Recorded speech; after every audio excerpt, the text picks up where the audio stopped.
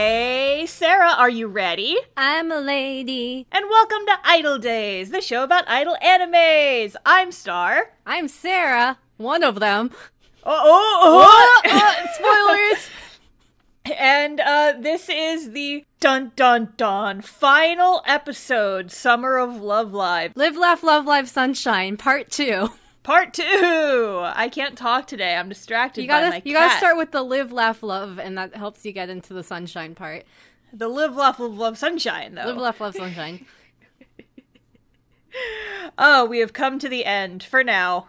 The end of the Summer of Love and Live. Yeah, we're not gonna... We might do the movies in the future, but it is the future that is not right now, because I want to watch something else after this. And summer's almost over. It's true. All right, you want to just jump into it? Yeah, because it's not summer in this season at all. Nope. It is not. It is fall. It's autumn, motherfuckers. Heck yeah. Pumpkin spice lattes. Yeah. Oh, yeah, you were talking about that on Twitter today. Got it's officially begun. PSL. Me and also Johanne have our pumpkin spice lattes, and we're just chilling. Y'all do y'all. But yeah, so in the first episode of Love Live Sunshine Season 2, we start at a new semester. You will remember that last time we left off on a cliffhanger right at the end of the girls competing in the regional Love Live, and we didn't find out how they did. So we find out how they did right now. Did they win? They didn't. Oh no, the babies! Yeah, the babies unfortunately did not move on to national competition. Oh, aww. Poor babies. But yeah, so this opening scene, we get like a little dream sequence with Chica right at the start, but it's mostly metaphorical. But then it's new semester and all 12 students are in the auditorium, and Mari's giving a speech. Because she's the president. Because she's the president, and Dai is yelling at her for not being professional enough, which is great. And so the girls are all kind of talking to each other, and they're like, we're so sad that we weren't able to make it to nationals, but you know what? We can try again, and also we were able to turn a 0 into a 1. We got one person apply for our school, so we still might be able to save it. Seems legit. I mean, right? They got one person. Yeah, you know, like one new person a semester. That's enough. Yeah, that's fine. And then they find out that the next Love Live has been announced. What? So, again? Yeah, so confirming the calendar is apparently they have a Love Live every 6 months. And it's not just something that they did for the original Love Live for convenience. It is now, it is biannual Love Live. Just like Comiket. Just like Comiket. And I mean, honestly, this bothered me like a teensy bit at first, because I'm like, they just did that for plot. But also, if you think about it, having it biannually, if you're having students rotate in and out every single year. Yeah, that makes sense. Having it biannually does make sense. It does make a lot of sense. Yeah, so like, I'm over that. Chica's running late, and so she busts into the assembly right at the end. And does she have toast in her mouth? I don't remember if she has toast in her mouth. I think that by the time she gets to school, she does not. Oh, that's fair. You would have eaten it. She should. Mm-hmm. But yeah, and so all the girls are like, hey, Chica, do you want to enter the next Love Live? And Chica's like, hell yeah, I do. Do you even need to ask? Love Live time. I'm Chica. I don't need to spend a whole episode deciding if we're gonna compete. Cough. Oof, oof, oof, oofy doofy. Sorry, Honoka. Sorry, Honoka, not sorry, Honoka. Sorry, not sorry, Honoka. But yeah, and so that's like the first 3 minutes of the first episode, because we can't linger on that. We got other shit to do. We have plot to do. Yeah, we got plot to do. So we cut to the girls at practice, and there's this one bit with Hanamaru where she's like, I've been practicing my push-ups. And everyone's like, oh, show us your push-ups. And she's like, what? And then she falls on her face, and she's like, I've done it, it's a miracle. This is why she's my best girl in the show. I love her so much. She's so good. She's a bean. Just a bean is a good way to put it. But yeah, so the new Love Live is going to be in spring, right before the graduation season. But Dio wants to focus on, there's an open house coming up. And they want to focus on the open house because they're going to perform, and so they can get some more students. So yeah, they need more students so that when they graduate, there's 3 more people to fill in the next year for their idol thing. Yeah, Hopefully. Anyway, not ominous foreshadowing. Speaking of ominous foreshadowing, Mari gets a phone call here. Oh. Dun dun dun. But we don't find out what that was about till later. It's just like 7 days. Oh no. Oh no. Oh no, Mari. So, there's just a really long discussion about, like, the bus schedule and how they're gonna practice now that the sun is setting earlier. And they end up deciding that they're gonna practice in Numazu, which is closer to the city and the bus station. And then they can find, like, a practice room there. But while they're in this practice room, we find out that Mari is talking to her dad, and she gets really mad, and then she lets everybody know that the school open house for the year has been canceled. Womp womp. And that they are officially going to stop recruiting students for the next year. Dun, dun, dun. What's that one person who applied to the school gonna do? Go to another school, I guess. Their second choice. I know. Oh, so rough. But yeah, so another example of Chika being extremely extra. Extra's not the right word, just a little too gung-ho, maybe. She's like, Mari, let me talk to your dad. And Mari's like, he's in America. And Chika's like, I'll fly to America to talk to your dad. And everyone's like, Chika, you can't do that. Yeah. Then Chika gets sad, and she's like, oh, I wonder if things would have been different if we had made it to nationals. And then when she gets home, she sees that the other students, they did, like, the whole, you fold 1,000 paper origami cranes, and, like, you bundle them all together. You did this at your wedding, yeah, and I thought it was really cute. It's our wedding tradition in my family. You do 1,000 white cranes. Yeah, white cranes, but I assume they don't have to be white if they're not getting married. Yeah, these aren't white. They're just, like, cute origami paper, but there's, like, a note on top that says, go for Love Live! And Chika's like, oh, man, it's not gonna change anything, no. I know. Oh, no. So then Chika goes and has a sad time on the beach. Well, you know, as you do. Is just what I wrote in my notes. And so Riko shows up, and she's like, and then they kiss. You wish. They kiss with their hearts. And so Riko tries to cheer her up by being kind of like, well, it's cool that we made it so far, despite all the obstacles that were in our way. We still came really far.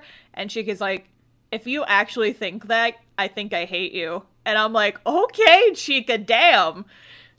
But basically Riko's is like, I'm not satisfied with it. I'm just saying, you know. That's how it do. That's how it do, and I'm happy we got to be idols, and it doesn't have to be over yet, necessarily. And Riko actually, like, imitates Chika's weird little bouncing around Genki main character thing she did in the first episode. Cute. And I'm like, oh, it's a metaphor for something. I don't know. And also, is this character development in a way, then, too, huh? Yeah, kinda, because it's now a reverse. Yeah. Of Riko's the one cheering up Chika. Yeah.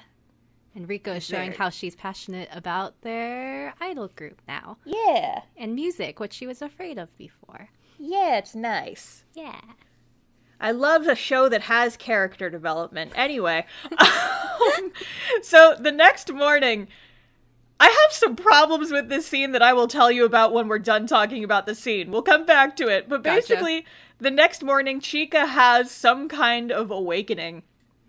And she runs all the way to the school.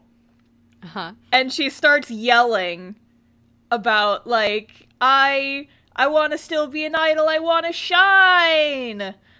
But then all the others are also there. Because, again, they have teleportation powers. We discussed this in the last episode. It's important. And then they're like, I don't know why, but I was drawn here at the exact same time as everyone else. Seriously, teleportation powers. Or the wall. Sarah, we can't. What? They're all connected. They go through the wall. Sarah, we can't. We can't make 22/7 references. It's been too long. Sarah, no. Okay. But yeah, so, like, in the moment, It's cute. They're like, we're gonna try and we're gonna make a miracle happen. And then, like, the music swells to this big crescendo and the sun comes up over dramatic and, like, whoa, it's so big and emotional. But here's the problem I have with the scene. I lived in Japan for 2 years. Do you want to guess what time the sun comes up in the summer? Around the time this would have taken place? It'd probably be really early, right? Approximately 4 a.m. Oh, she woke up real early. She woke up real fucking early, and apparently so did everybody else. Because, like, the sun isn't even over the mountains yet. I remember specifically waking up at one point, it was 4 a.m., and I could see the sun already. So, like, what time? That's what happens when the wall calls you. I guess. Something. What if the wall is, like, secretly underneath their school? I would believe it. So here's the thing, is I think 22/7 is the part of the iDOL Illuminati that connects everything. Oh my god. What if... Oh my god, there's Sarah, an underground thing connecting everything, and the wall is what dictates all of these animes' like progress, and we don't know because it's all behind the scenes. It's behind the wall. Sarah, I think you just cracked it. I cracked the code. You've cracked the code like they cracked the wall in 22/7. If you haven't listened to our 22/7 episode, go listen to that. iDOL Illuminati confirmed. iDOL Illuminati confirmed. Anyway, there's one other thing I wanted to talk about just because this is where I put it in my notes. I talked about this a lot more in the previous episode, so I'm going to keep it short here. But just, like, I respect the hell out of Aqours so much more than Muse, because you actually get to see them fail and struggle and, like, fight tooth and nail for every single ounce of good that comes to them. And I'm like, hell yeah, babies, you get it. Whereas Muse is just like, oh yeah, we're going to go do a concert here, try and get more people. Bye! Yeah, because at this point, Muse had already saved their school, and now Aqours is like, hey, we failed, like, on both counts. Yeah, like, the stakes are so much higher in this one, and I just really appreciated it from a narrative standpoint. Mm-hmm. Episode 2! Do-do-do. So, we start with Mari on the school phone, and she is calling her dad, and she asks, how many students do we need to recruit in order to save the school? And her dad says, you need 100 students to keep this, you need 100 applicants to keep the school alive for the next year. Oof. Tiny town, 100 people? Seems rough. Yeah, yeah, definitely. There's like probably 100 people into this town in total. So everyone's like, that's a whole lot of people, but at least we have a chance now, so we're gonna do the best we can. And everybody's real fired up. But they have Love Live prelims and the school open house are coming up really soon, so they have to get their new songs and outfits and choreography together. Mm-hmm. So they decide to split up the work. So the second years are going to work on material for the open house. That's Chika, Yo, and Rico, the main three, quote unquote. Yeah. And the others are going to work on their song for Love Live, and they decide to turn it into a kind of a competition to get each other fired up. Oh. And so the first and third years have a bit of a hard time of it. So first they go to Mari's house, which is the hotel on the fancy island, and it's like super bougie. There's like snacks and a fountain and all this crazy nonsense, and they get I like how you started with snacks. It's so fancy. There's snacks. Listen, I've got priorities, aight? There are snacks and more snack. And listen, they put a lot of emphasis on the snacks in the show, okay? That's not just me. That's fair. But yeah, so basically they get really distracted. And so they end up going to Daya/Ruby's house instead. Mm-hmm. And Mari's like, well, I wrote a song for when we were going to be idols, and I've got it on my iPhone here. And so she plugs it in. It's like a super duper like hard metal song with lots of guitar. And the third years are all really into it. And they're like, oh, this is good. This is kind of different from our previous stuff, but we can make this work. And the first years like have their hands clamped over their ears. It's like, what is this noise? Oh no, poor Ruby. She's too delicate for this. Yeah, and so they kind of get into a fight. It turns out that everyone's tastes are too different and they can't really work together. Uh-oh. They should have figured that out beforehand. Yeah, so now they decide, okay, the first and the third years, clearly, we need to bond and get to know each other better, which I thought was kind of cool. Yeah, because a it's different like group than normal. you don't get to see them interact very much, and so you're finally like getting some of their dynamics, and it's nice. And then suddenly it's a sports episode. Heck yeah! Because that's what every idol needs, is to be good at sports. Every idol needs to be good at sports, and so the sport they've chosen for this is dodgeball. Heck yeah. So the first years suck at dodgeball. They gotta get good. Then they move to the library, and the first years are all like, yay, books, and the third years are like, I'm bored. The nerds and the jocks. Yeah, basically. It's the nerds and the jocks, and the second years, what are they? The preps.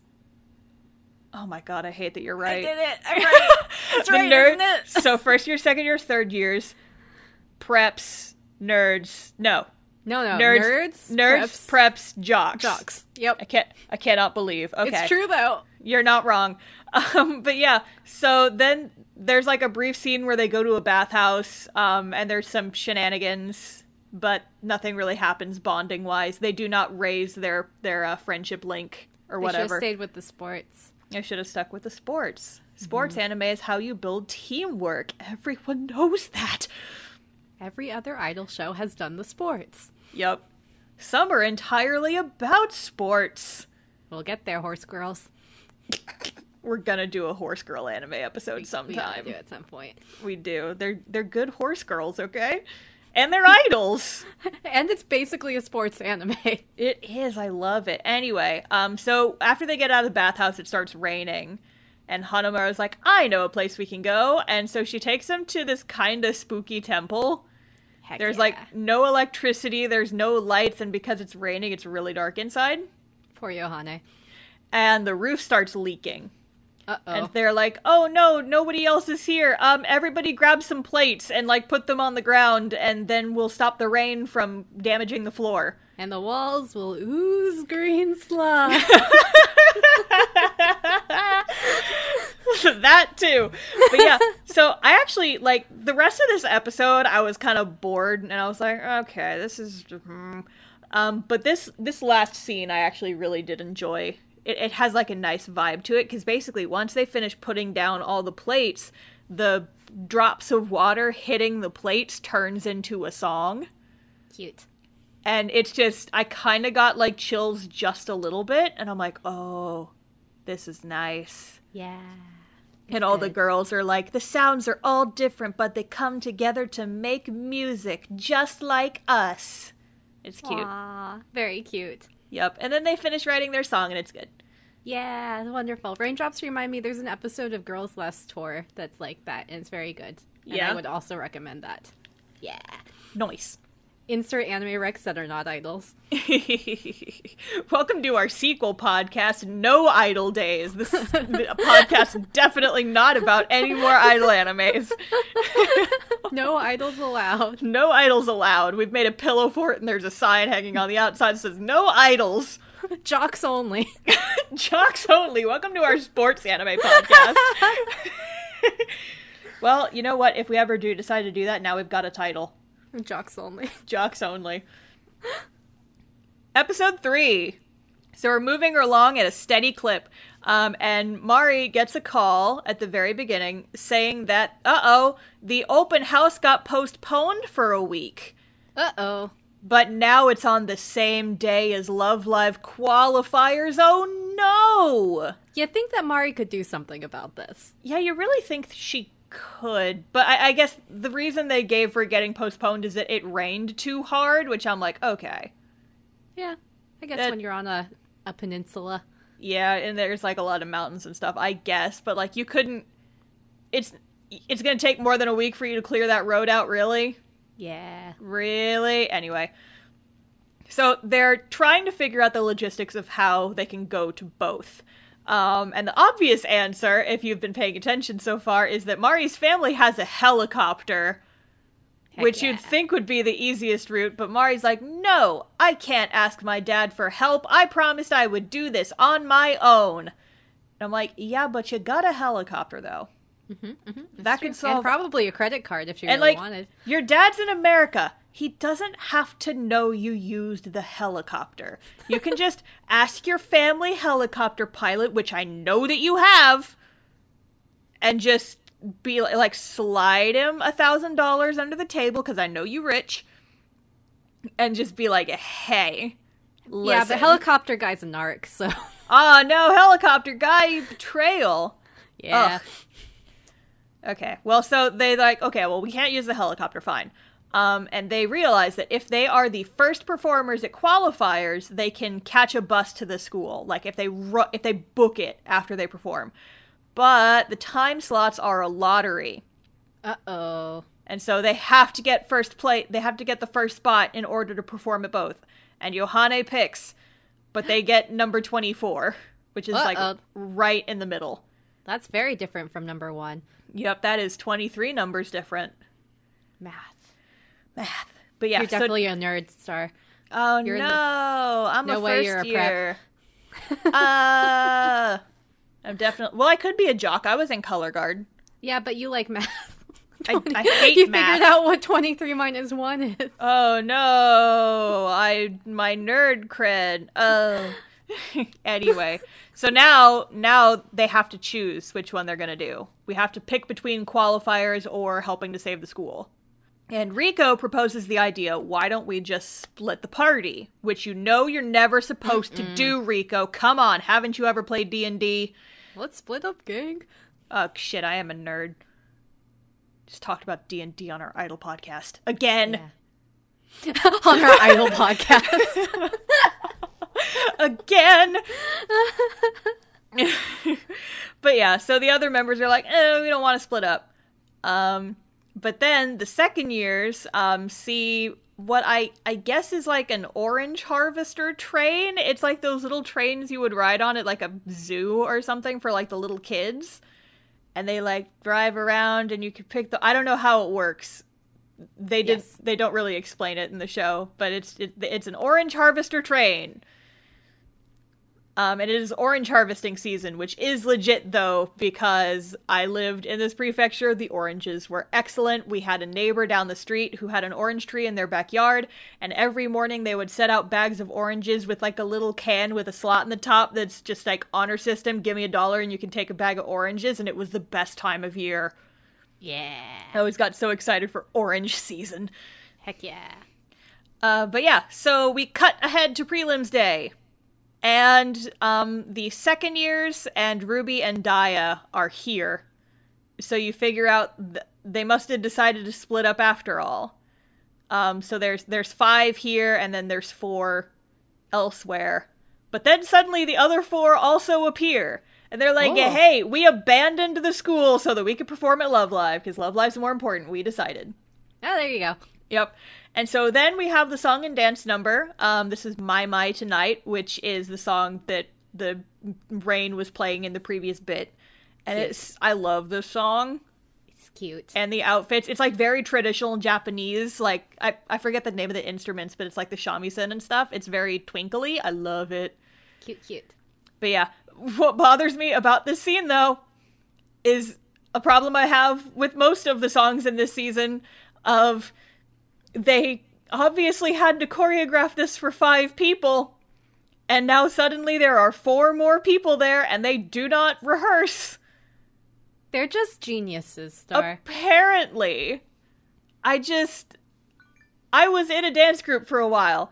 Thinking about the logistics of this makes me panic a little bit. Because it's like, oh, you guys are here. What are we gonna do now? Dun dun dun. Oh god, I guess you guys just don't move for the entire song.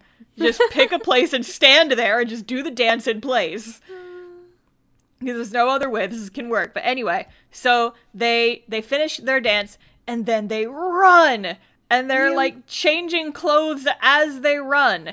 So did they say where the prelims are? Like, is that still in Shizuoka Prefecture? Yeah, it's somewhere. It's still in Shizuoka, but it's like up on top. It's like it's in this weird performance hall, like up at the top of a mountain. Oh.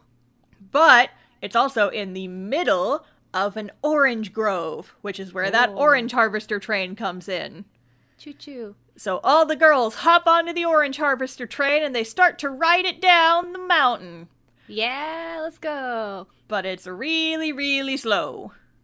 That's fair. And Kanan gets frustrated and tries to get it to go faster, and then literally breaks the handle off, and it becomes a roller coaster. I hope it was insured. It definitely wasn't. So they get to the bottom, and they just run the rest of the way to their school, and they're all, like, sweaty and panting and just dying inside. But they're like, no, we can do it, we're gonna make a miracle happen, ah! And then, like, it's raining, and they're all wet, but then Chica's like, look, it's a rainbow! And then there is a rainbow, and they're like, yeah, we can do it, oh my god! And then we get the second insert song of this episode. Yeah, because multiple songs. Yep, so this first song, I forget the name of it, but it's the very first single music video that Aqours ever released, like before the anime came out. And they ended up just recycling a lot of the animation from that, interspersed with new inserts of them, like, running, getting the costumes from the friends at the school, and then changing really quickly, and then getting up on the stage, and they do their little dance number. Yeah! Yeah, montage. I have a couple problems with this. Number one, the new scenes, this scene takes place in sunset. The recycled scene, it's in the middle of the day.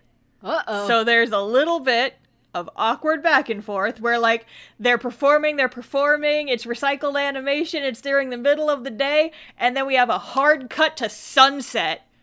Oops. And I'm like, you couldn't, Just run that through your little color correction, friends. I mean, honestly, it wouldn't have been too hard to just make the lighting a little more orange. Anyway, I'm being picky. But yeah, so then they have a little moment of, we can't choose between being idols and our school. They're both important. Yeah. Except they totally did choose at the beginning, technically. Yeah, they totally did. Because I guess, like, Chica hadn't told them about the orange train yet. But the logistics of this episode are bizarre. Including the fact that, okay, I understand that you couldn't use the family helicopter. But we learned in the first season that Chica's family has a small truck. It's true. We learn later in this season that Daya and Ruby's family have a car. You are telling me that they could not have found one more vehicle to just carpool from the venue to their school? You found a train! Well, see, the thing is, the venue was, you could only access it by being on an orange train. That's like how every idol got there. Oh, yeah, I guess that makes sense. Yeah, every single one of them, they had to take the orange train. Yep, that tracks definitely. Episode 4! Ooh. It's the day that we find out the results of the Love Live qualifiers! Oh. And it turns out that Aqours was one of the top-placed units! Yeah, Yay! Go, babies, go! Yeah, go babies. Also, speaking of other Sarahs, rival Sarahs, yes? Chica apparently is now video chatting BFFs with the Sarah from Saint Snow. Heck yeah! Sarah. Wahonoka, as we called her in the last one. Wahonoka. And so Saint Snow also ranked pretty high in the Hokkaido regionals. Oh. And I wrote, like, since when are they buddies? But, like, I could totally believe that they just kind of kept Skyping each other or whatever. It's like, yeah, I don't think that's sense. too They're both far. from smaller towns. Yeah, it works. Yeah. I like it. Yeah. But the plot of this episode now is that after doing 2 new songs and outfits, the group is completely broke. Uh-oh. I mean, that makes sense. Yeah, because, like, you had to run out of money at some point, y'all. And so during their conversation, they just kind of talk about some bullshit for a little bit. And Daya notices that, so here's a Japanese honorifics lesson for people who need it. So when you're talking to somebody that you kind of respect, like, say, an upperclassman at your school, you usually use san. So like Daya-san. Yes. And then if you're talking to someone like a close friend or like a small child, you would use chan. So it's like, I don't know, Hanamaru-chan is like, oh, you're Hanamaru, your baby. And so Daya is listening in on conversations with the younger members, And Kanan and Mari are Kanan-chan and Mari-chan to all the other girls. But Daya is still Daya-san. And she's like, wait, but I won't be friendly. I want to be a Chan. I want to be a Chan. I want to be friendly. Why is everybody else friendly but not me? So anyway, we cut back to the members are looking for part-time jobs. But Daya points out that if everyone's working, it'll be hard for them to practice. Mm-hmm. So they end up doing some alternative ways to save money. They sell some of their stuff at a flea market.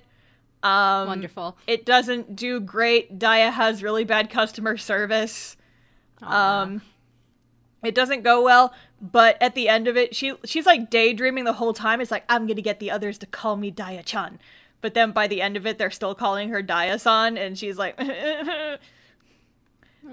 So the other third years, Kanan and Mari go and talk to her, because they kind of caught on. Because they're BFFs, they know what's up with her. Yeah, they've known each other for a while. Yeah, and so when Daya says that she wants to be called Daya-chan, they kind of laugh at her. And they're like, you just gotta be friendlier with them. And Daya's like, yes, be friendlier with the younglings. Got it. Hello, fellow kids. Hello, fellow kids. Oh, no. Yeet. Walks in, throws the water bottle down. Yeah, you know, like, how do you do, fellow kids? And then she, like, sits on a chair backwards. Yep. You know, I was your age once. Yeah. What are you guys' teen names? Mine's Sprite Pepsi. And I'm abstinence until I die. I heard you have a TikTok. Oh, yeah. Are you guys all up into those TikTok dancings? I do those too. Yeah. Yeet, etc. YOLO. Oh god, this is painful for me. This is causing me physical pain. Anyway, so it ends up that Yo asks the others to help out at an event at the Aquarium Day. It's Aquarium Day. Heck yeah. And so Yo's like running around in a mascot suit, and I guess there's like some kids on a tour. Mm-hmm. And Yo's like, hey, help me out at this event. And so all the other girls are running around at the aquarium. And I'm like, I've been there. I know where that is. I know where that is. I know where that is. It's real. Oh. But yeah, so Daya, Chika, and Hanamaru are all working in the restaurant. And Daya tries small talk. But she's way too intimidating about it. And the others are like, oh no, she's mad at us. We're bad at our jobs. Oh no. Yeah. Oh no. So then Daya tries to up the ante, and she tries talking super duper friendly to the others, and everyone's like, what is wrong with you? And Johanna's like, my god, she's been possessed. Of course. Yeah. Of course Johanna went that way. She's been possessed by a dark spirit. So Kanan and Mari take pity on her, and they kind of like round up all the others and are like, hey, Daya's sensitive, and here's what's up. And so the thing is that Daya's very serious, and so people feel like it's kind of hard to connect with her, and so she's kind of always had a problem making friends. But later, those kindergartners, some chaos happens, and all the kindergartners scatter, and they're running around, and they're causing mayhem, and nobody else can wrangle them, but Daya is like, hey, I'm in charge. Get in a line. And they all get in a line, and everyone's like, oh, impressive. Oh. Good job, Daya. Yeah. And so the others are talking to Daya later, and they're like, Daya, you're serious, but we love that about you. You help keep us on track. So if it's okay with you, please keep being our Daya-san. And Daya's, it's cute. And then so cute. She blushes, and she's like, oh, okay, I guess. And they're like, thanks, Daya-chan. And she's happy, and it's really cute. That's so cute. And I wrote underneath this whole episode was extremely relatable to me personally, because I am very shy, resting bitch face. I don't talk much, and so it's like I kind of feel this. I understand you, Daya. I know I'm a big dweeb, but I guess you also kind of are in a way. Yeah. It's like, oh, this was the episode that kind of made me love Daya. She's one of my favorites now. That totally makes sense. I love that. She's a good bean. I like her. Yeah. Good. Yeah. Next episode. Oh. Episode 5. Oh. So the group is practicing, and it turns out that now they have over 50 prospective students signed up. So far, Oh, halfway there. Yeah, we're halfway there. Whoa! I couldn't think of an iDOL ending to that. I'm sorry. Me neither. Star. It's okay. Let's just move on. We can edit this out. But yeah, so they have 50 prospective students, so they're halfway there. This episode is weird. Oh. I'll say that right off the bat. This is kind of a Yoshiko episode and kind of a Riko episode. Oh, yeah. Okay, I remember this one. You remember this one? Okay, yeah. So it's this episode. So they're walking home in the rain after practice, and Yoshiko is walking. But her umbrella gets blown away in the wind. Whoa. And when she goes to catch it, she something. We don't know. We don't see it yet. So then we cut to Chika's house, and Riko is at Chika's house, and she's very scared of Chika's dog, Shiitake, who's just this big fluffy puppy. Which is a great name for a dog. It's a mushroom. I love it. Just a big old fluffy dog. Just a big fluffy. So all the girls meet up to discuss Love Live, and regionals are coming up, and that's where they failed last time. Mm-hmm. And also they discuss how Saint Snow is doing really well, so I guess they've made it through qualifiers. Good job, Saint Snow. Yep. But in the middle of the meeting, Yoshiko just kind of disappeared. Where'd she go? Yeah.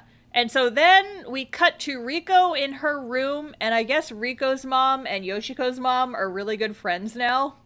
Riko's mom is like, hey, Johanna's mom left her phone here. Can you go take it back to her? And Riko's like, let's do it. And so she goes over to Yoshiko's house, and she sees a dog in a crate, and she's freaked out. But it turns out that it's Yoshiko's dog because she's kind of been feeding it, but it's a stray. Yeah. And I forget what kind of dog it is. It kind of looks like a black corgi. I think it's like a Sheltie or something. Mm-hmm. It's very cute. It's so cute. But yeah, so Riko's terrified of it. Yoshiko lets it out of the crate and it chases her around. Yeah. You find out that apparently pets aren't allowed at Yoshiko's apartment. None of the first years could get permission. The third years said no. Chika has a dog already. I guess she didn't ask Yo. And so she's like, Riko, you're the only one I can ask. Please take this dog in just for a few days. And Riko's like, meh, meh, meh. But dogs, though. My one enemy. My nemesis. My nemesis. Yeah. So Riko brings the dog home, but she is scared to let it out of the crate. And may I just say, this is at, like, a comically small crate. Like, I don't even know how they got the dog into this crate, and I'm just sitting here thinking, like, that crate is way too small for that poor dog. Well, you know those types of dogs are, like, 99% floof. I mean, I guess, but, like, still, that would be very cramped. Mm-hmm. The poor baby. Poor baby. But yeah, so she's, like, trying to feed it, and she's, like, leaves the room and ties a string to the door so she lets the dog out after she leaves the room. It's shenanigans, basically. Mm-hmm. But yeah, so the next day at practice, Riko gets excited and leaves immediately as soon as they're done. She brought the dog some toys, but she's still keeping it in the crate. But then Yoshiko shows up and she's like, I think that I should take the dog back. And then they kind of like passive-aggressively fight over who gets to keep the dog. Mm-hmm. Even though, like, Riko's scared of the dog, but why does Yoshiko want to take the dog back if she can't take it in her house? Like, what's going on? Understandable. It's a cute dog. It's a very cute dog, yeah. But then Riko's mom appears and with a lost dog flyer. And it turns out that this dog was a lost dog, and they now know who the owner is. Oh. So they bring the dog to its owner. And as they're leaving, the dog, like, licks Riko's hand, and she has kind of, like, a sparkly eye anime moment. And he's like, oh, doggo. This is what a dog is, for real. Oh! Oh, my cat didn't like that. Sorry, Molly. Oh, no. She doesn't like the dog loving noises. She doesn't. She's, like, laying on her cat tree in the sun right next to me. It's very cute. Aww. But yeah, so, cut to school. Kanan is thinking about dances, and she's getting sad because this Love Live is going to be her last one. Mm-hmm. And we'll come back to that. So then we cut to the outside, and Riko and Yoshiko are like hanging out, and they're drawing the dog in the sand with sticks, and they're both sad. Oh no! And then like Yoshiko's like, "Let's go get the dog." And Riko's like, "What do you mean, go get the dog? We gave it back to its owner." And Yoshiko's like, I want to see the dog again." And so they go to the owner's house, but they chicken out and run away when the owner actually like shows up and is like, "Oh, hey, it's you two. Thanks for bringing my dog back." And they're like, "Abort mission, run away." Dog heists no longer. Yep. So they end up like hiding by a vending machine where they can see the front door, and they keep waiting for the dog to come outside. And they're like, we gotta see the dog. We gotta look at this dog. The dog will definitely choose us over its actual owners. Definitely. Makes sense. If you love something, let it go. If you love something, go steal it from the actual people who own it. Amazing. But yeah, so then it starts raining. Riko almost leaves, but then she comes back. She feels bad. This is where we get some Yohane development. She's like, "I've always been really unlucky," which is why she's kind of always thought the whole evil powers must be messing with her type thing, aka her whole fallen angel gig. Right. And so when she found the dog on accident, she felt like she was being guided by destiny or something. But then the dog comes out, and they see the dog. And they're looking at the dog, and they're like, "Oh, we're gonna steal the dog, we're gonna steal the dog, we're gonna steal the dog." But then they end up going back inside because it's raining. Yeah. And it turns out that they're satisfied with that. And it's like, okay, well, we saw the dog again, it's fine. Yeah. And then they leave. And then the very last bit is we see Riko trying to pet Chica's dog, and it's like eating treats out of her hand. And I was like, she did it. She conquered her fear. She did it. I'm so happy for her, and I'm glad that they bonded. Riko has another girlfriend. Check. Riko will soon make all of them her girlfriends. Yes. She's already got all the third years. Now she's moving on to the nerds. Yep. She has to check every single box. Yep. Yohane is an Asamar, just saying. If this were a D&D campaign. I was gonna say.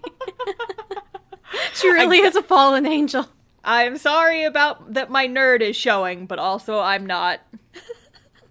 I'm a DM, it's what we do. I gotta plan our next session. Anyway, episode 6! Heck yeah. Mm-hmm. So, this is the start. Or I guess this is the episode that made me laugh a lot just because of how serious it is. Uh-oh.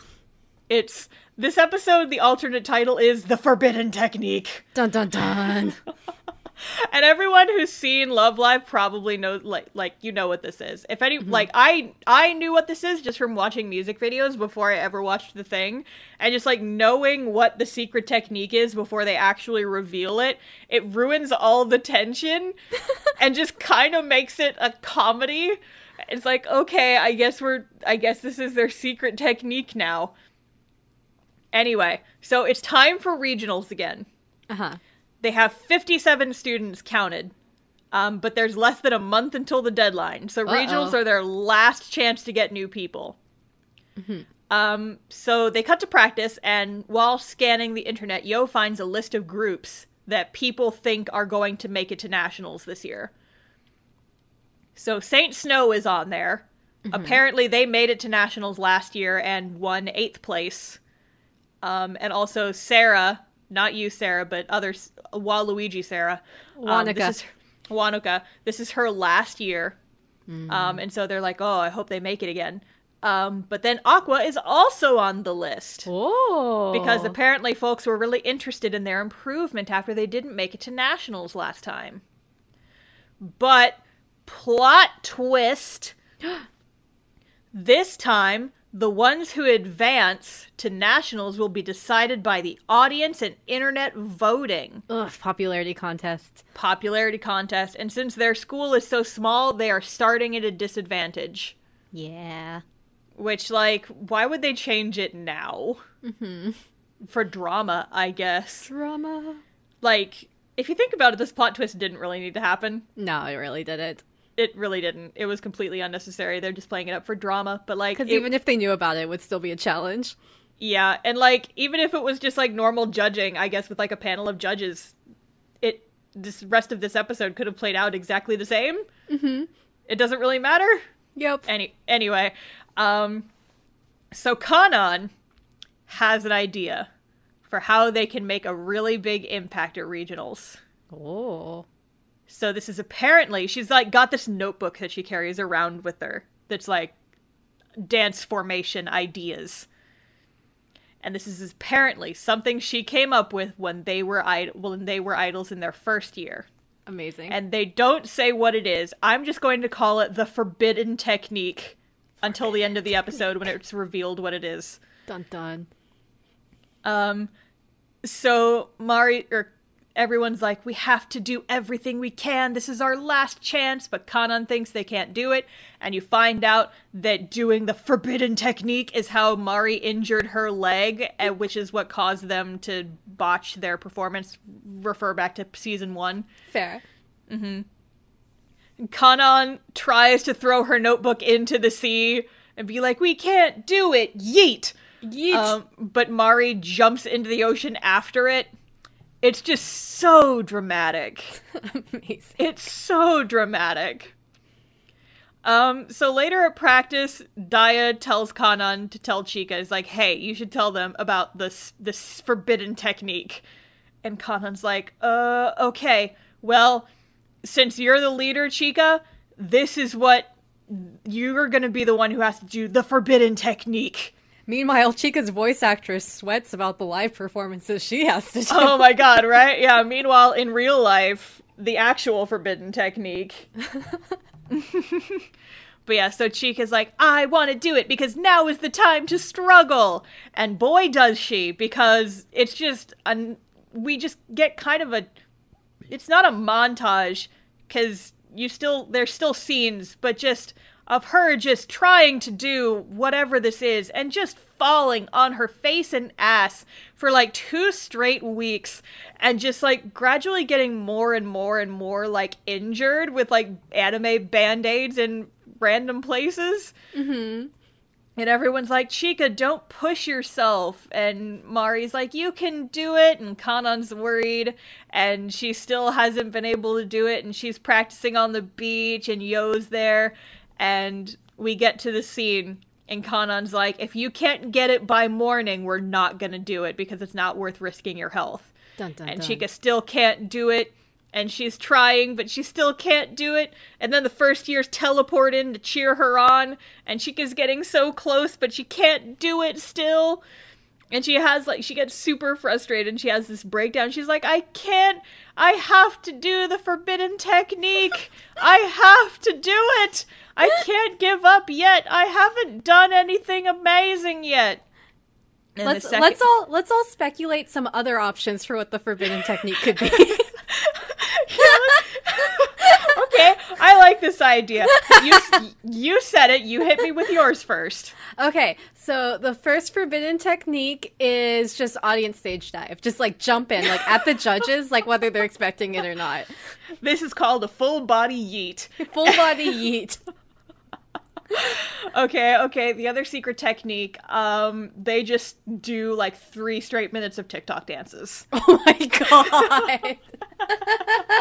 The forbidden technique. Like all strung together in like a montage. Oh my god. Sarah, give us one more. It's just like 10 minutes of it, like hand shadow puppets. Like, okay, this one's a giraffe. And then just like a single stage light like shining up on the stage and they're all in front of it doing like a hand puppet show and they're like, and now an eagle. The forbidden technique. The forbidden technique. Oh, and my last one is the 7-palm heart kill strike from Kill Bill. I think that one would be the best one. I'm not familiar with the reference, but it's okay. I'll look it up after we're done recording. There we go.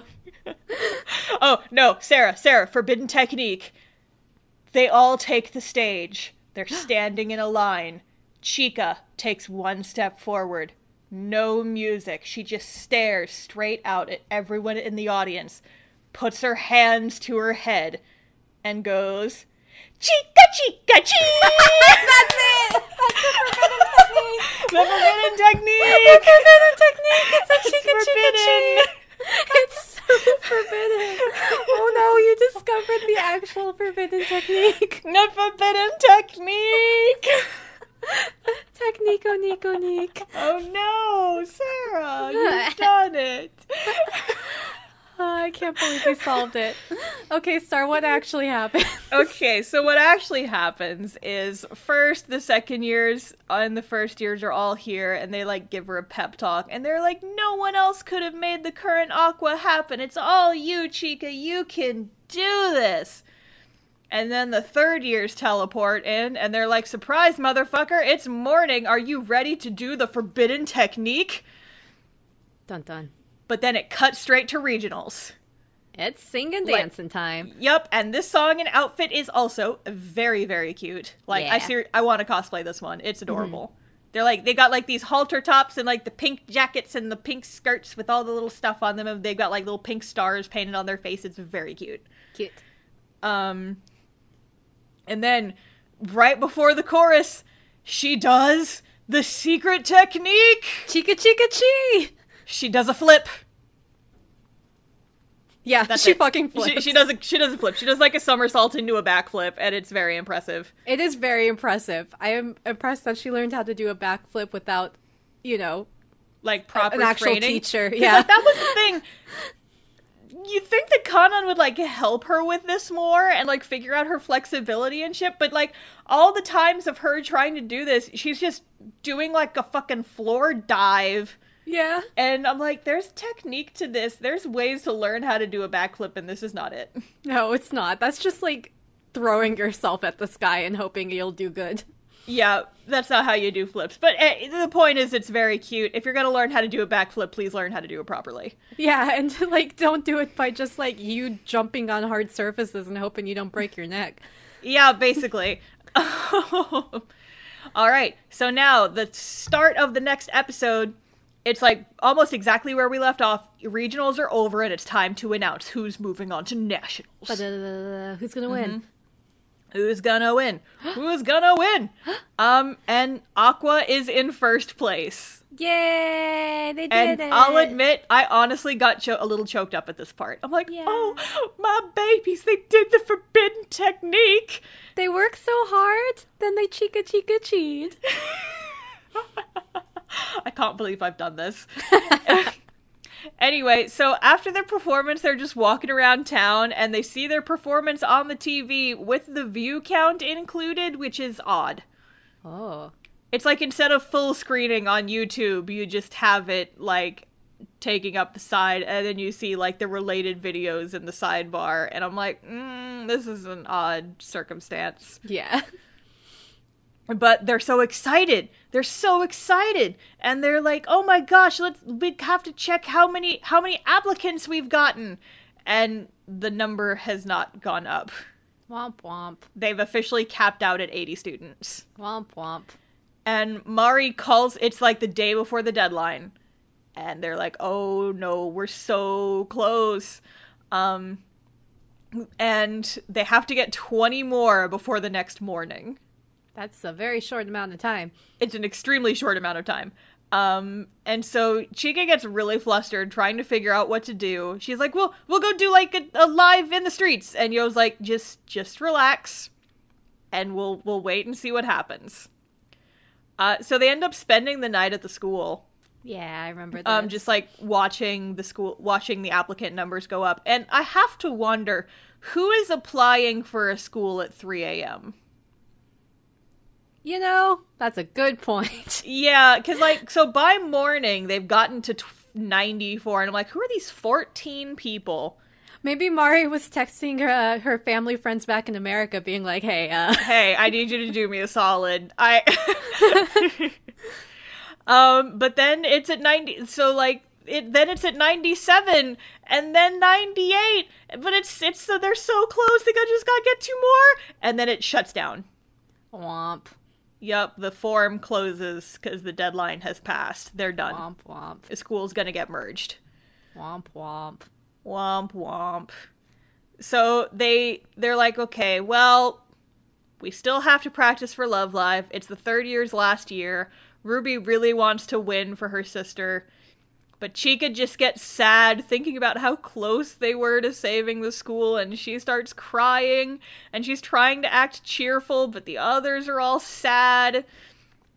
And Kanan's like, well, maybe we shouldn't perform after all. And then there's a sad montage. Aww. Of everyone, like they take the day off from practice, but then they all show up on the roof anyway. Yeah, glad that only lasted half an episode. Not even half an episode, like 2 minutes. Good. The weird stage play in the last episode of season 1 was longer than this sad montage. It's true. So everyone shows up at the roof, and they're all like, no, we should perform for Love Live. We didn't become idols to save the school. We did it because we wanted to shine, which is true, because they didn't know that the school was closing until halfway through the first season, and they already had assembled most of their idol group by then. Yeah. But Chica's still discouraged. She's like, I don't care about Love Live. I wanted to save the school. And this part almost got me to cry. Oh, no. Like, this was the closest I came during the entire show to crying. Because while they're up on the roof having this discussion, you hear someone shouting from down below. Then they're like, then go to Love Live and win! And she looks down, and all the rest of the students are downstairs, like, on the ground floor in the courtyard. Aww. And everyone's like, then go to Love Live! And then if you win, our school's name will be immortalized in Love Live history! Aww. And I'm like, oh no, babies! The babies. And so that's what Chica gets her motivation back, and she's like, we're gonna win! We gotta do it! Yeah! Yeah! Mm-hmm. And then she backflips off the roof. The forbidden technique! The forbidden technique! The forbidden technique! Alright, so, episode 8. Oh. This is the start of a 2-episode mini-arc. Yeah. That starts with all the girls in just a snowstorm. Heck yeah! This is not the South. No, it is not. No. Listen, the temperature in Shizuoka was very similar to Texas in the winter. It was a lot rainier. Well, no, I guess it was drier. Texas gets a lot of rain in the winter. But we got a single snow flurry the 2 years I lived there. Nothing stuck to the ground. I just remember walking home and had some snowflakes in my hair, and I freaked out. So where are they now? Oh. They're in Hokkaido, apparently. Whoa, it's so cold. So it's time for Hokkaido's regional prelims, and they were invited to be special guests. Heck yeah. Mm-hmm. And you know who's in Hokkaido, Sarah? Wanaka! Wanaka and Waluigi. Wanaka and Waruby. So the Saint Snow girls are there. Yeah. And so they're like, oh, well, I guess we'll win this and then we'll see you at Nationals. Aw. But then they don't make it to Nationals. Oh no. Turns out that when they are performing, they had kind of gotten in a fight. They were off sync with each other, and then they bump butts and fall on their faces on stage, and they just cannot recover after that. Oh no. So they completely botch their last performance and don't make it to Nationals. Sorry, Wanaka. Sorry, Waruby. They have names. They do. One of them is my name. Well, yeah, so it's Sarah and Leia are the two girls from Saint Snow, and they're sisters. So the older sister is a third year, and the younger sister is a first year. And the younger sister looks a lot like Ruby, but her hair is like magenta. Waruby. It's more of a purple, I guess. And then Wahonika, she's got the side ponytail, and she's got purple hair, like Waluigi. Yep. But yeah, so the Aqua girls are really sad about this. Ruby especially seems sad. I mean, her alter ego. Her alter ego had a bad day.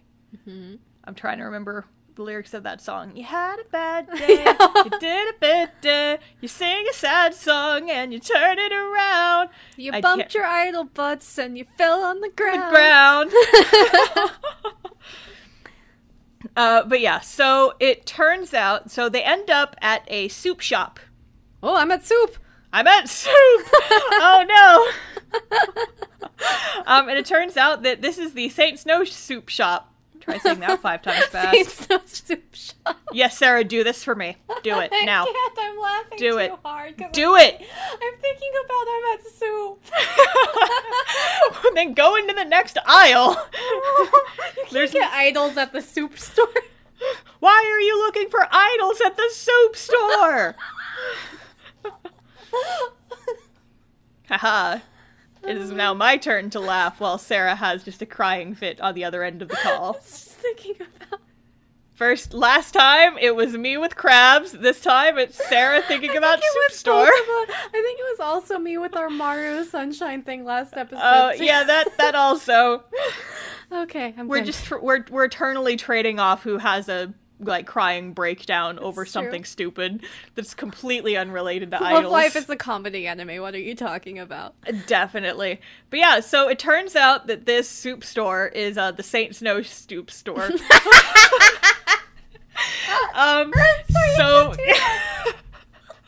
can't do this to me. I've restarted it. Here, Sarah, if you're crying too hard, then I will take the L and I will do it. Okay. 5 times, here we go. Saint Snow Stoop Store, Saint Snow Stoop Store, Saint Snow Stoop Snow, Sneep Snorp. Sneep Snorp. Rip. Okay, hello. Okay. Do we need to pause the recording for a few minutes? No, I'll be okay. Just don't say Sneep Snorp anymore. Hey, Sarah, guess what? Yeah. Sneep Snorp.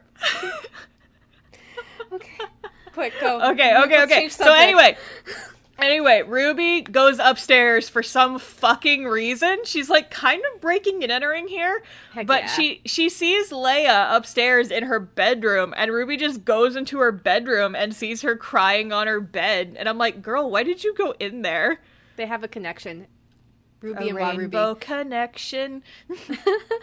But yeah, so anyway, we cut to later, and Anime Sarah is a waitress. Wonica. Both of these girls are, Wonica. And so this is their family restaurant, and so their goal is to take over the restaurant when they grow up. Oh. And Leia is very harsh. She's like, looks at Ruby and is like, if you tell anybody about me crying, I swear to God. But yeah, so Leia's pretty shaken up. She's like, Saint Snow's over. I know I'm only a first year, but I don't want to be an idol anymore.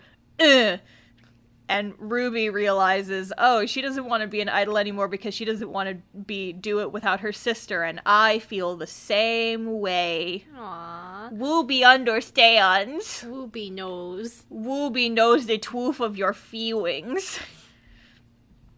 So then we get an emotional sister scene between Daya and Ruby that was really kind of sweet. So Ruby doesn't want to get left behind after Daya graduates, and she doesn't know what she wants to do next year. But then later they're back at their hotel and Ruby wanders off. She goes back to the Saint Snow Stoop Store to talk to Leia, Ruby's evil twin. Yeah. And Leia's still prickly. They have this conversation being like, my sister's better. No, my sister's better. And Leia's like, can your sister do a flip?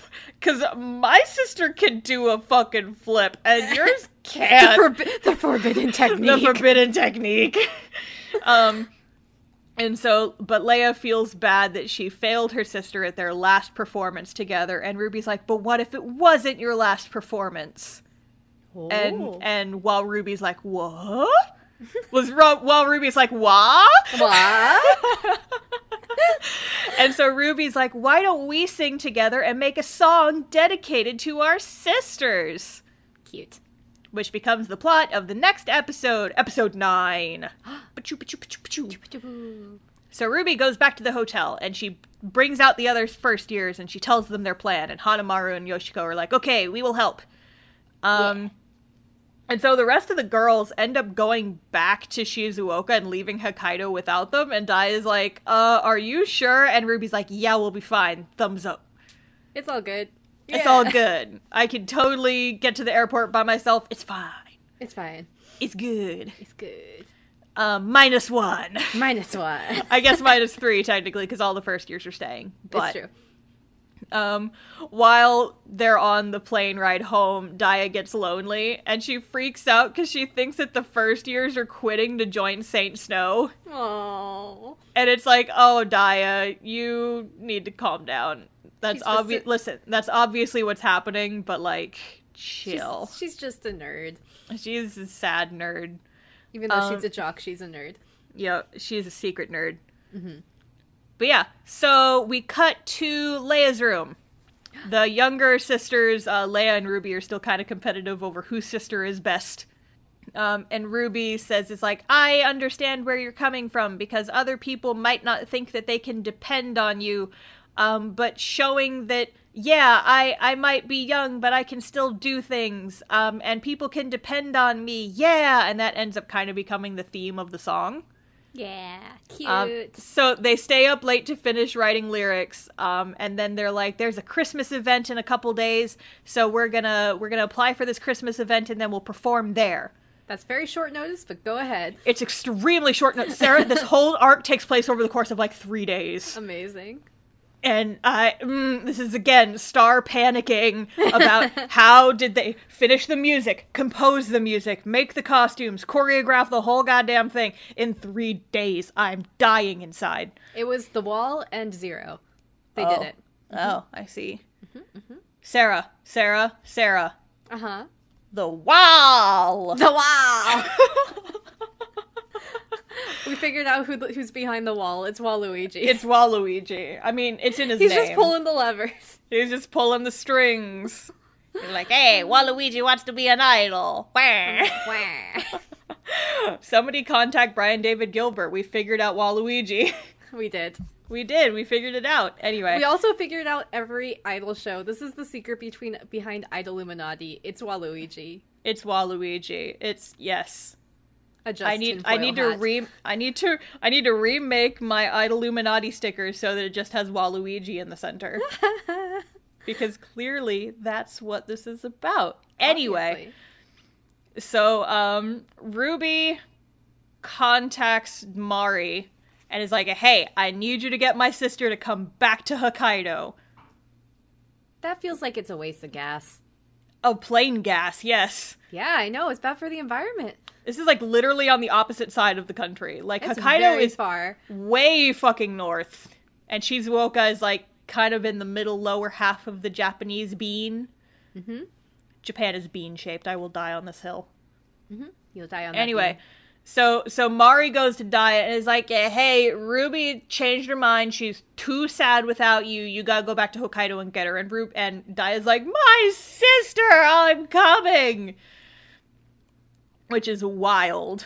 Yeah, like, let's do it. Are you skipping school to do this? What's the plan here? Fly across the country, why not? Why not? I mean, it could be a weekend if it takes place over 2 days. Dying inside. But yeah. So, Daya, she gets to Hokkaido and she runs into Sarah, the older sister.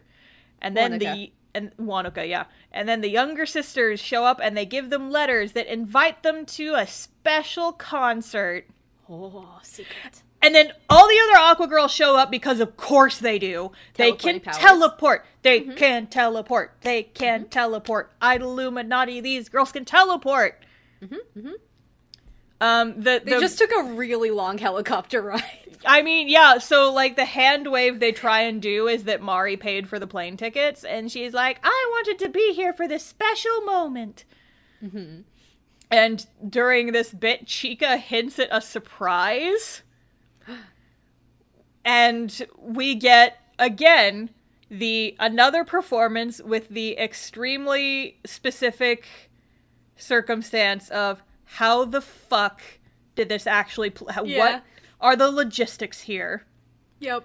Because it starts with just Leia and Ruby.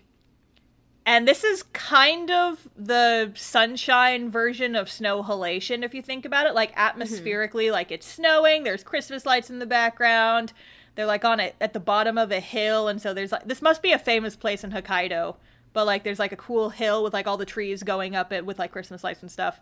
Mm-hmm. And then, so it just starts with them, but then literally all of the other girls have costumes, and they jump into the song, and they begin, including Daya and Sarah, the older sisters, who this was apparently a surprise. Yep.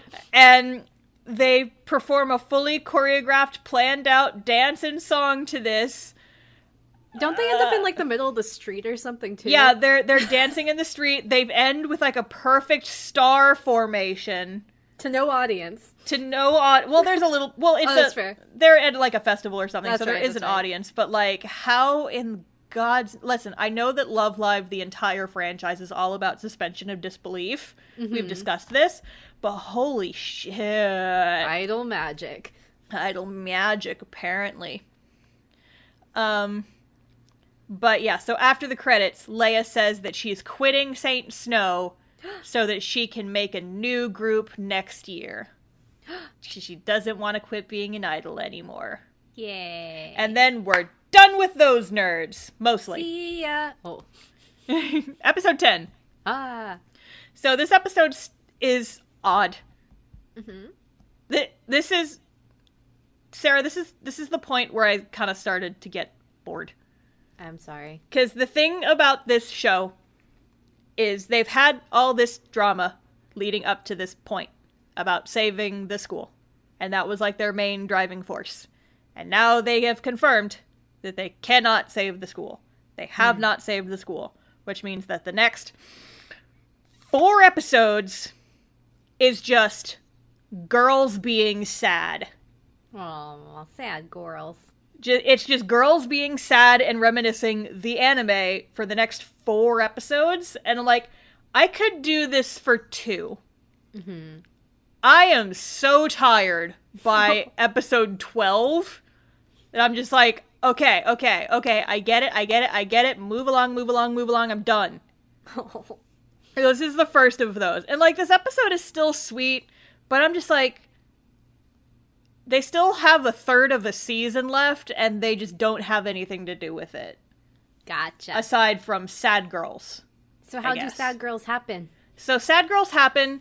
It starts with a flashback. This episode is all about the third years. Mm-hmm. So we start with all the third years, and they have snuck up to a lift on a mountain, and they want to see shooting stars. But it's cloudy. Aww. So instead, Kanan takes their, like, little star guide circle paper thing, and she draws a little star on it. And she's like, there, that's our shooting star now. They did it. We cut to present day, and there's some gags about Chica trying to get her New Year's money from her family, and her family teases her. It's just shenanigans. Nice. The girls all end up at their school, and Saint Snow is there, too. Hey! Because I guess Daya gave them a ride. They show up in their car. Heck yeah. Their car that they totally could have used a couple episodes ago to get down a mountain, but it's fine. It's fine. It's fine. So when the Saint Snow girls find out about the school closure, they seem worried, but the Aqua girls are like, it's okay, we've moved past it. So instead of saving the school, they're vowing to win Love Live so they can immortalize the school's name, and the Saint Snow girls are there to help them train. Good job, Saint Snow girls. Yep. And so Mari, it turns out they wanted her to become the director of the new school. Seems responsible since the last one she managed shut down. Don't they have a principal already? Right, they're combining with another school. Doesn't that school have a principal already? Okay, but would you rather your principal be, like, middle-aged, like, old person, or cute idol girl? Yes. I would prefer that kind of, honestly, because that seems like a person who's good at their job. I don't know. Just hypothetically. But they don't have magic teleporting idol powers. That's true. Mm-hmm. But listen, they can only teleport to Chica's location. Or, well, I guess they can teleport to each other's location. Yeah, they teleport to Ruby. Yeah. Yeah. My useful. teleportation theory needs some adjustments. But it still stands. They can teleport. Yes, but if she's not a school idol anymore, does she lose the power? If she's the president, then she could be the forever school idol. You know, I'm not even going to question that. You're probably right. Just inserts herself into the group every year. Yep. But yeah, so then the Saint Snow girls leave. And they're like, y'all better win. Bye! And so then the second years get all emotional, thinking about the third years graduating. And then we cut to the third years. It turns out that Daya's going to college in Tokyo, Kanan's going overseas, and Mari is going to school in Italy after they graduate.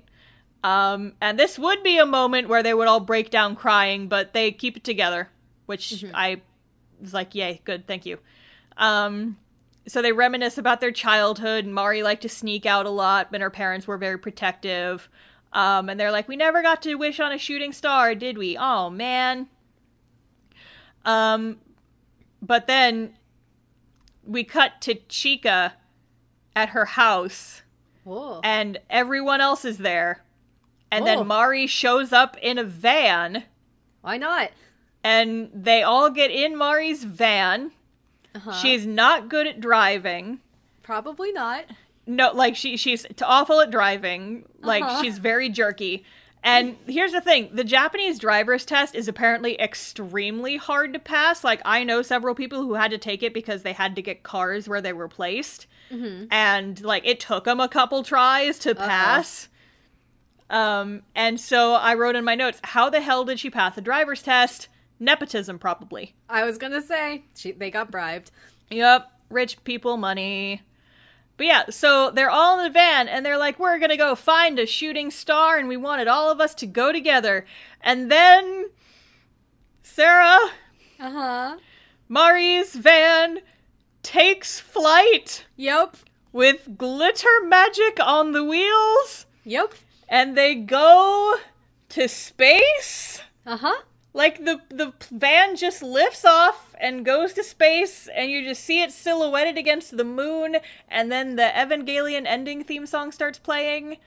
Like, I watched Sukiuda, this all tracks. Fly me to the moon in your flying purple van. Yeah, this all tracks. I see no weird things going on. No, absolutely not. But it turns out that this is just a metaphor. And then you pan down, and they're actually, like, still in a van on the road. You think it's a metaphor, but actually it's not a metaphor. So they end up at the top of a mountain. And Mari's like, I wish we could stay together forever. And Chika, like, they have the same little star guide that they used as kids, and it's got, like, the little drawn star on it. So Chika grabs it.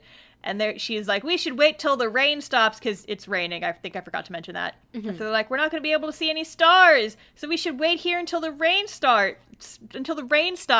And then I wrote in my notes, they use their iDOL powers and the clouds go away. Yeah, there you go. Which is pretty much exactly what happens. Yep. And then they see shooting stars, and they all make wishes, and it's very cute. And then they sleep in the van overnight, which has gotta be uncomfortable. Yeah. And then you see a shot of that little star guide paper, and they drew a bunch more stars on it, so there's 9 of them. And I'm like, oh, that's cute, though. Cute. It's very cute.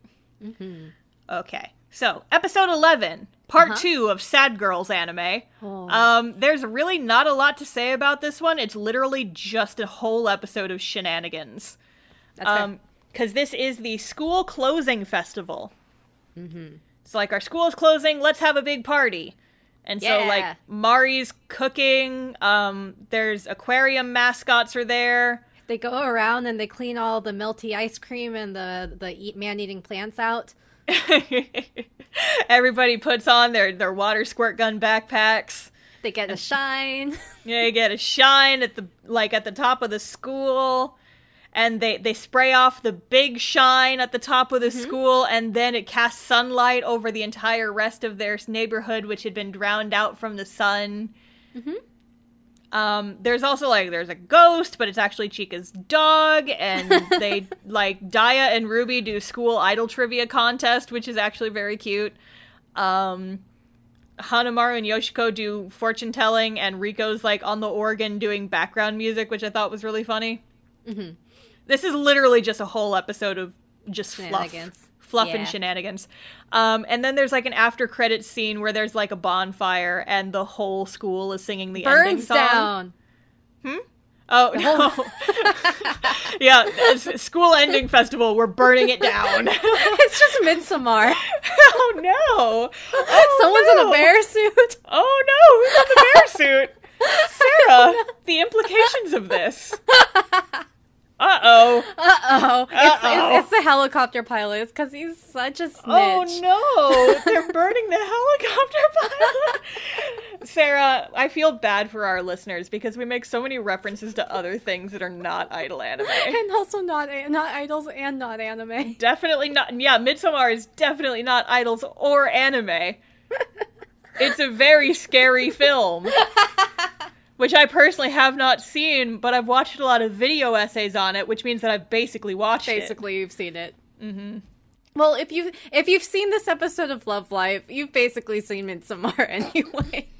Sarah, I swear to God, you have got to stop saying funny stuff when I'm trying to stealthily take a drink of my water.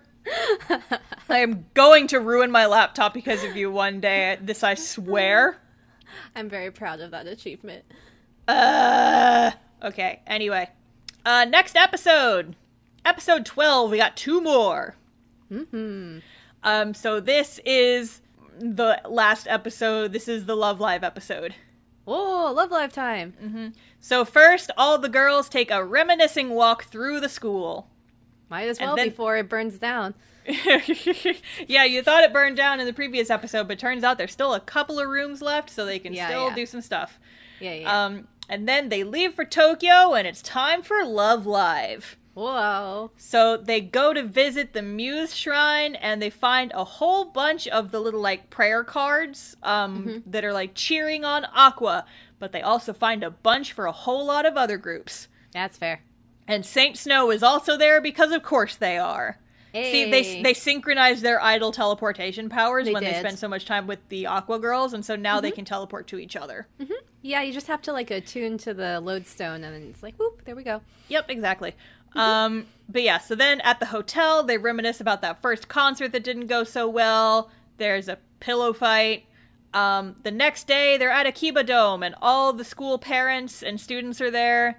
The girls have a little bit of free time before performing, and so Riko goes back to Otonokizaka, her old school, and she plays the Omoi song on the piano, and it's really sweet. Aww. And the girls all kind of wander around the city reflecting on how far they've come and how and why they want to win, and this is kind of the wrap up all the character arcs and motivations in one fell swoop bit. Yep. And then it's just a really hard cut to their performance. Yeah. And so this is the final song and dance, kind of. This is their finals performance. The song is Water Blue New World. Mm-hmm. And I personally am kind of on these. Like, I think a lot of the other outfits were better. The coolest part of this one is that, like, they kind of do, like, this little quick change thing where 3 of the girls are wearing longer skirts at the start, and then halfway through the song, they rip off their skirts to reveal different skirts underneath. Whoa. But they just look like weird valley girls beforehand, and it just was a weird vibe. And I'm like, this is cool concept executed poorly, I think. Like, it's okay, but it's not, like, the best thing in the world. In my personal opinion, this would not be a Love Live winning performance, but that's just me. Well, you haven't seen the other performers, Star. Yeah, maybe they all just really suck. There were the people from Crab Shack, so... Oh, no, the Crab Shack idols! Yeah, the Crab Shack idols, their new group were there, and you don't want to know what they did. Sarah, tell me the group name. Tell me the Crab Idols group name. Is Crustacean Station. Oh my god. And I love that. They just crab walk across the stage back and forth. Actually, no, it's Crab Rave. It's Crab Rave, but the problem is they do Crab Rave every single year, and everyone's like, guys, you gotta stop doing Crab Rave every single year. You gotta come up with something better than Crab Rave, and they're like, what's that? We can't hear you over the sound of our Crab Rave. Oh man, Sarah, I'm actually like gonna come up with a crustacean themed idol group, and I'm just gonna make them original characters, and they will be our second set of mascots, because like the first mascot is Idol Crab, the one, the only, the legend, the man, the crab, the myth, the legend. Crab the myth, the legend. But then he will have some backup mascots who are like this trio of crustacean idols. One is a lobster, one is a crab, and one is a shrimp. Mm-hmm.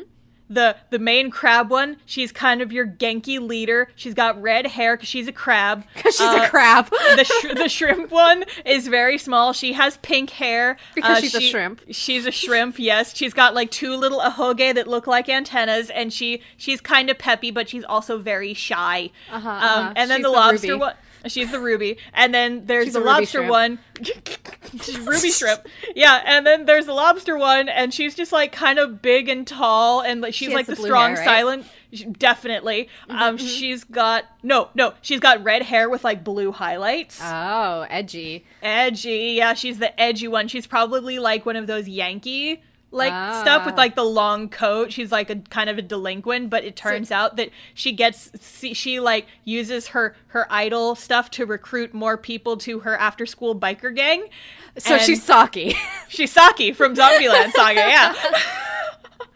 Sarah, I'm drawing them. I'm so excited about Crustacean Station. Crustacean Station, the crustacean themed idol group. I'm gonna do it. I'm making it happen. Heck yeah. Everyone stay tuned. By the time this episode comes out, I will probably have drawn them already. The problem, again, though, is they just do the Crab Brave every single Love Life. They just do the Crab Brave. Twice a year. They need to do other things.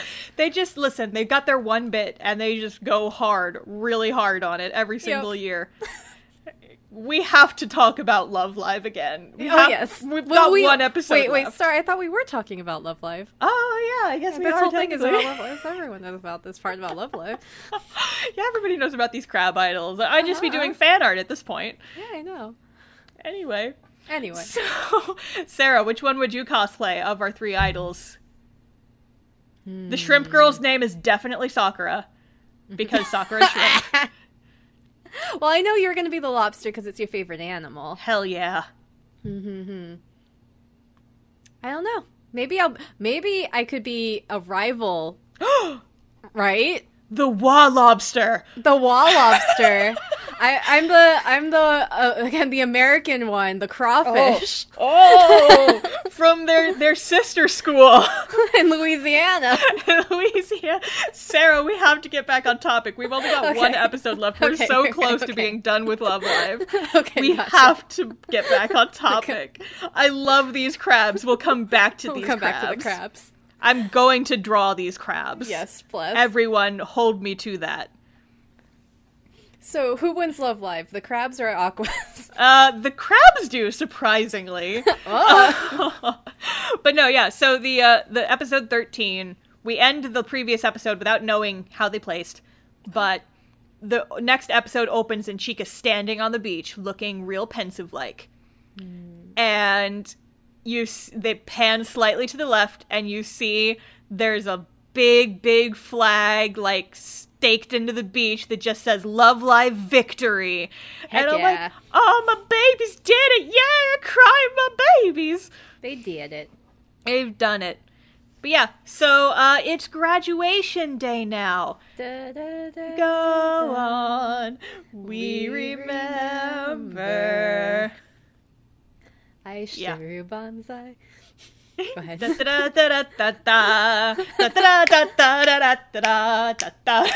jazz cover. You just have to like combine it with Vitamin C's graduation song because it's the same song, but it's like jazzy. Anyway, so now it's graduation day. You find out Rico got a dog. Whoa. And Yoshiko got flustered and did her hair weird.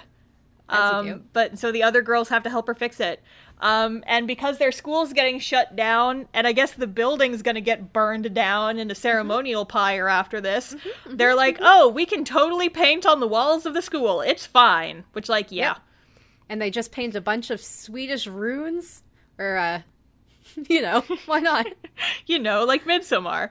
Like Midsommar. This is Midsommar the anime, definitely. If you guys haven't been paying attention, there's a lot of foreshadowing in here. There's a whole lot. Yep. But yeah, so they all write little messages on the wall in paint. Turn back now. No, they draw a rainbow with everyone's character colors. And then the graduation ceremony happens. The girls also celebrate winning Love Live. and the first opening plays, like the opening song, with a couple animations swapped out of the girls being like kind of cute and sappy. Mm-hmm.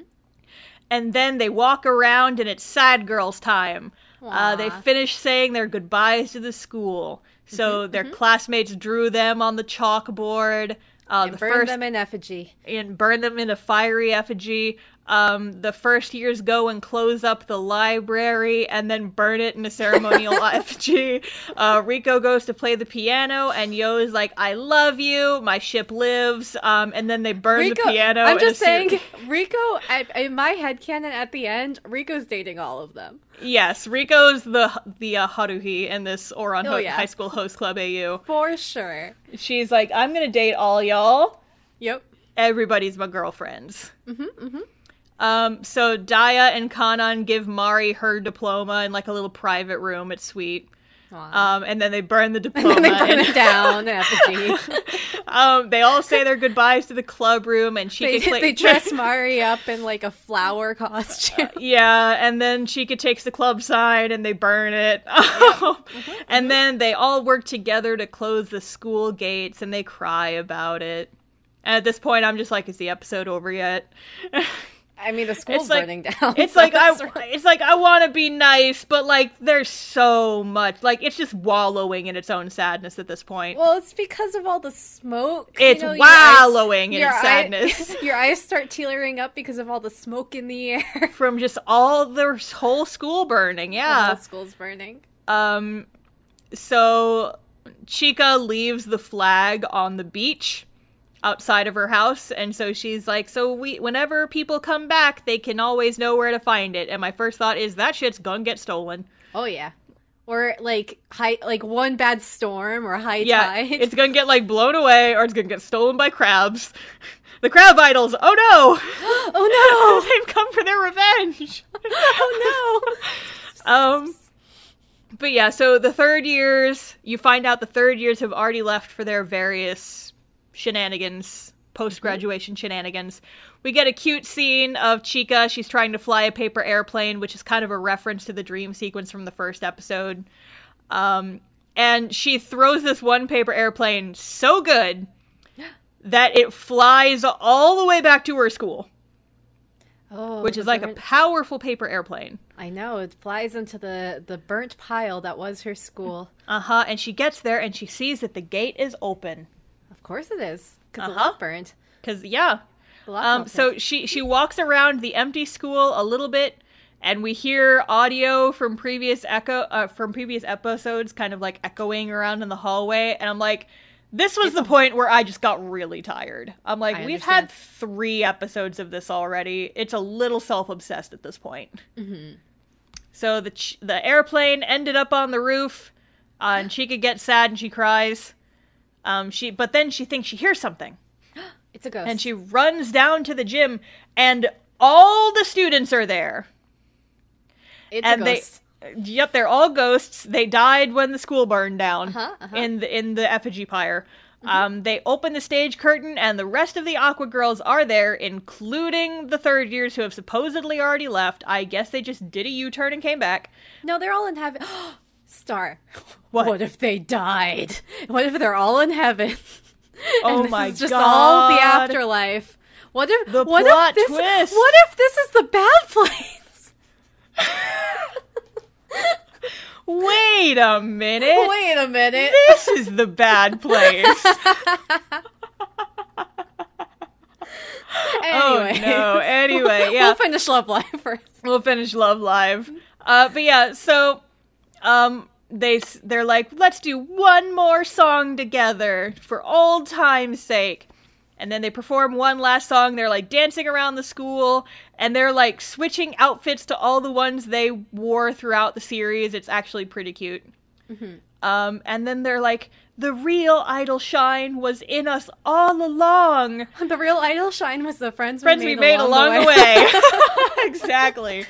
And then at the end of the song, the curtain falls, and that's the end of Love Live Sunshine. Dun dun dun. I can't believe I mean, like, the ending really did feel like a twist, but, like, when you look back, there really is a whole lot of foreshadowing for the school burning down and all the people dying. Yeah, it's like, they could have easily gone with the, they pulled through, and then turns out the school isn't gonna get shut down because they worked so hard. But, like, they went with the bad ending. And I know, and I really like how they, like slowly raised the horror levels instead of just putting a lot of jump scares. Yeah, it was nice. Like, the whole atmospheric horror thing kind of was interesting. It was really cool. Yay! Love Live Sunshine. We've conquered Love Live! The summer of Live, Laugh, Love Live has come to an end. The midsummer of Live, Laugh, Love Live Sunshine. Oh my god, I cannot believe. Anyway, this is now our graduation song. Aishiteru Banzai, we've conquered love and life. Da, da, da, da, da, da, da. It's all over now. Dun, dun, dun, dun, dun. Dun. Yeah, like I said earlier, we might do the movies in the future, but not for a while, because we are very tired of Love Live, and I need something else in my diet. That's true. On your diet. Okay, so I have final thoughts before we end the episode. So, the last episode, like I said this already, it kind of felt like it was going out with a whimper. And I don't remember enough to remember if the original Love Live was like this, but it just felt like there was so much wallowing in the sad shit. Which, like, I understand. But I could have tolerated 2 episodes of that. Yes. 4 was excessive. Right. The second season broke away from the mold more, which I talked about in the first episode, which I thought was really nice. I never actually cried, like, tears in my eyes, because I remember, like I said, when I watched the ending of Muse, like, some of those scenes at the end really got to me, like, the one where they're like, when the third years graduate, Muse is also over, like, that got me good, like, I had to get up and leave the room, because I'm like, I can't let other people see me crying, because they're gonna ask me why I'm crying, and it's gonna be hard to explain. But yeah, and so I think part of this might be because they followed each other so closely, I kind of knew what to expect at the end. I felt like overall, it was derivative and copied way too much of the original formula, but I felt a lot more attached to the characters by the end, and I felt like I knew a lot about them, which was nice. It's true. Yeah.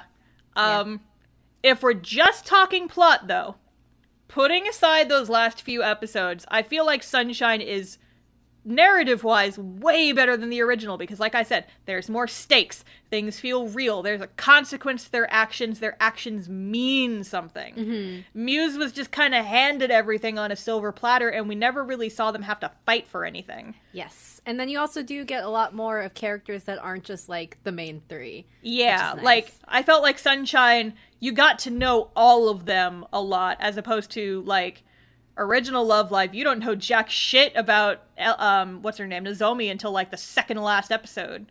And then you barely get anything with her. And I'm like, you could have planned your time better. But, yeah, so, talking about the Love Live formula, it feels like they are going to be mixing it up more in the future, which I'm kind of excited about. Yeah, it's true.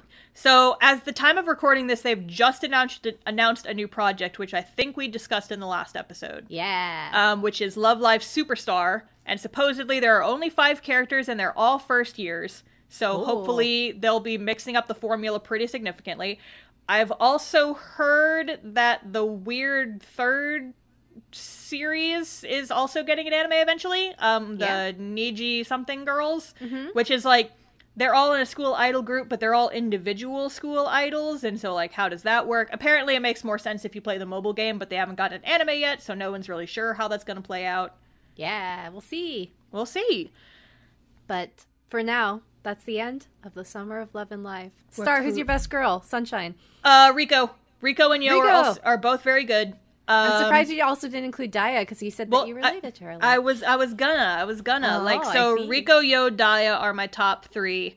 They're all good beans. But honestly, like, I like all the girls for different reasons. There was no equivalent to Nico in this show. I genuinely did enjoy all the characters, which I thought was nice. Except when they did the forbidden technique of the Chica Chica Chi. The forbidden technique! What about... Well, I already know the answer, but aside from Hanamaru, who else do you like in this show? The other first years. I love all the first years. They're my favorites. They're good beans. They're so good. Mm-hmm. I just love them all. If you were going to cosplay one of the characters, who would you do? Oh, well, Hanamaru, we've already discussed. I don't even know why I'm about... Listen, we're going to do the Grand Blue collab outfit someday. It's gotta happen. They're so freaking cute. They're so cute. And also Grand Blue, so, like, we have to do it. If you were going to cosplay someone that you haven't yet already cosplayed, who would you cosplay? Mm-hmm. Probably Daya, honestly. Like, my thing is, her hair is very similar to my hair, except that, like, it's the same color. And so, like, I feel like I would look good if I cosplayed her, is what I'm trying to say. And, like, also red is my favorite color. Yeah. And so, like, her signature color is red. And so it's like, oh, the vibes are exquisite. Either that, or I'd cosplay the Burning Bear. Yeah, that would also be... How would you do the pyrotechnic effects, though? That's the hard part. Or one of the shine sprites, maybe? Like a Gijinka shine sprite. Just cosplay Chica, but it's a Mario outfit. Mario. It's a Mia Chica. It's a Mia Chica. I'm kind of tempted now, honestly. Yeah, I know. Let's just do Mario. A very memey cosplay, and I love it. Like, okay, if you do Chica, I'll do Yo, and I'll be Luigi. Yeah. And then... Or we could be Warubi B and Wanaka. Oh, no! Anyway... So, this has been iDOL Days. Thanks for coming along on this journey with us. Oh, we should talk about future episodes. Yeah, since we're out of the summer of Love and Live, we're going to go back to the boys. Whoa! And we're going to watch the Trigger shorts for iDOLish 7. Yeah, so we're going back to iDOLish 7 for the next one, just for like a short, quick series, a palate cleanser, if you will. And then after that... We've got some wacky shit prepared for October, and I hope you guys are prepared for it, because I'm not. We are gonna go full horror in October, which is... God. The anime was a mistake.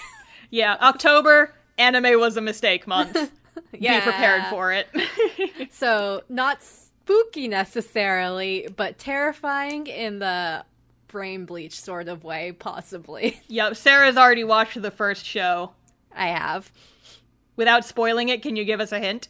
Yes, I can. So imagine, okay, because we're in Summer of Love and Live, right? So imagine Love Live School Idol Project, but there was no school.